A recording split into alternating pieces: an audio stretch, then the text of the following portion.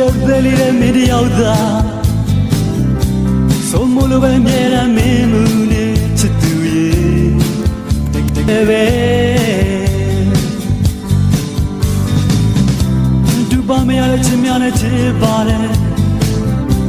ပြောပြတဲ့ကိုယ်စကားကြောင့်မင်းတဲ့ချစ်သူရဲ့မယုံလို့လားနှလုံးသားလေးခွဲကြည့်ပါကွယ်အချင်းစိတ်တဲ့သွေးများတွေ့လိမ့်မယ်တောင်းစီထိုင်ချုံမရနိုင်အောင်ဆွဲဆွဲလာလာရလူမှုချင်မိတဲ့ချစ်လေမင်းတို့နာမကိုဘဝကချမ်းသာလာပါရမှာပါလောကရဲ့လမ်းမင်းမှာပြေဆုံးပါကိုယ့်ရဲ့သဝိညာဉ်များကမင်းစီမပြီးပိုင်တာ